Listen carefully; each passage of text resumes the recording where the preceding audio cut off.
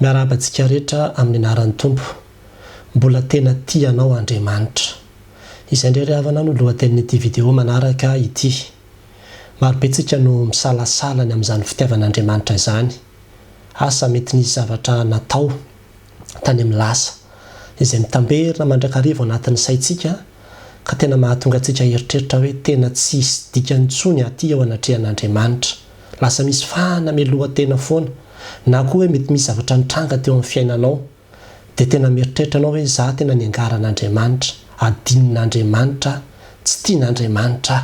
Voaingana zao no naheno fa misy olona antitra be efa 70 taona mahery dia lasa misalasala izy hoe adinon'Andriamanitra naka azy. Zany hoe efa teo faty izy dia mieritreritra izy adinon'Andriamanitra izy hoe tsy hitan'Andriamanitra izy. Dia hoe mijaly eto fotsiny azy ohatran'izany. Dia be dia be mihitsy ny karazan-javatra izay mahatonga antsika eritreritra hoe ohatra ny tsy tian'Andriamanitra tsony angambany azany. Ary misy zavatra koa izay tokony hovaina mihitsy amin'ny fomba fitaizana ny ankizy. Indraindray any am-piangonana any dia tenenintsika ny ankizy hoe manginona rao fa raha vao mitabataba ianareo dia tsy tian'i Jesosy. Dia ny dikan'izay zany dia hoe raha ohatra izy ka mitabataba dia tsy tian'i Jesosy, fa rehefa tsy mitabataba izy dia tian'i Jesosy. Dia izany kolontsaina izany no hitaizantsika ny zanantsika lasa ohatran'ny hoe fitiavana misy fepetra ny fitiavan'Andriamanitra. Ka rehefa manao ratsy isika dia tsy tiany. Tsy marina mihitsy izany. Ny fitiavan'Andriamanitra anao fony mbola mpanoty ianao, fony tao anatin'ny faharatsiana dia efa nomeny ny zanany ho faty hamonjy ianao. Fony tsy mbola nanantona azy akory ianao, tsy mbola nisy ninona nataonao tamin'ny akory dia efa naseho an'izay fitiavana anao izay. Ary izay fitiavan'Andriamanitra izay dia ambaran'ny tenin'Andriamanitra hoe tsy miova. Fitiavana mandrakizay hozy izy no nitiavako anao ary izany nampaharetako ny famindram-poko aminao. Satana no mamerimberina mandrakariva anatin'ny saintsika efa tsy tianao tsony Andriamanitra.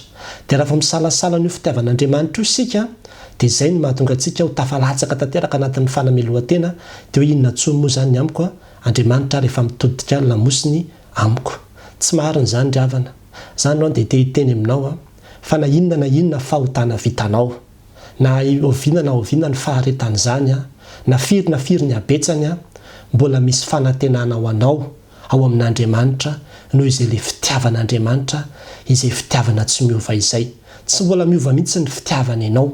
Ary izany nanomezana ny zanany ho faty teo ambony hazo fijaliana mba hamonjy ianao.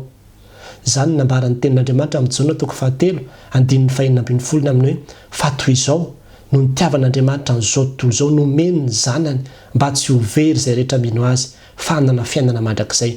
Ianao ao anatin'izany. Tian'Andriamanitra loatra ianao. Ka dia navelany mihitsy ny zanany ho faty teo ambony hazo fijaliana mba ho vonjeny ianao, mba hahazo ny fiainana mandrakizay ianao, mba ho afaka amin'ny ota sy zavatra maro izay mamatotra anao io ianao.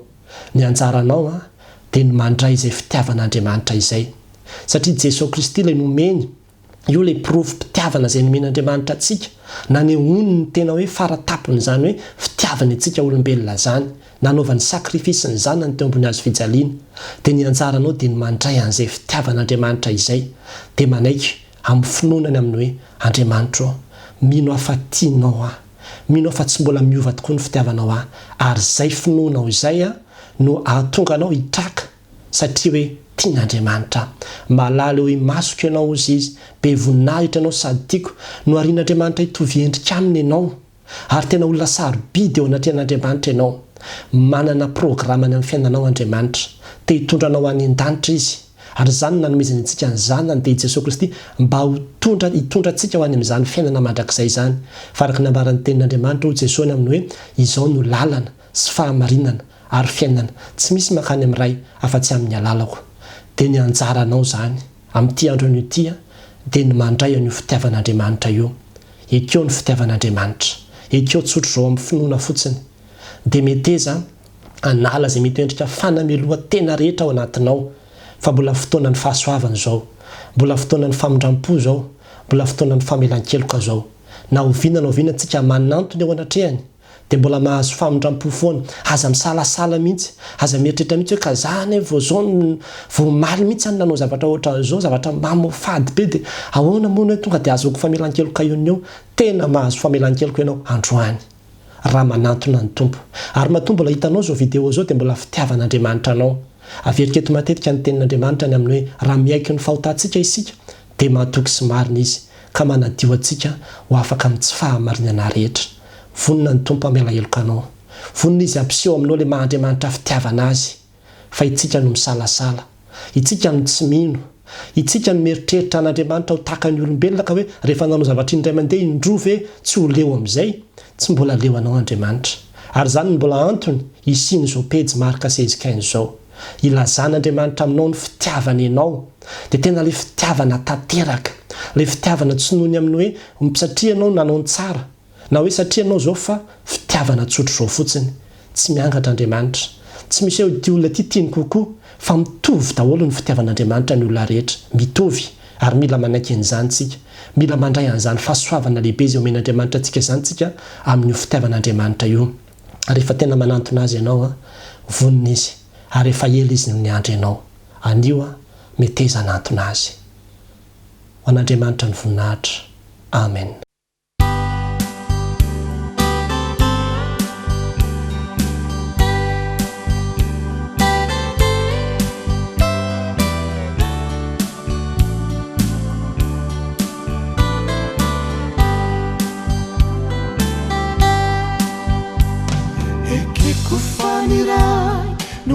Tukani fiaina kwatiza na retina katu na sitaka chanupi laititu Jesusinu ilai tina hafura zandi yatiza uduri matuki fititi mana Tranyasi Takutalu Yesu initi wewe wavukuwa Munguvina usati Wakidini na rana nazaline Yesu sinuila Zima afura zandi natizan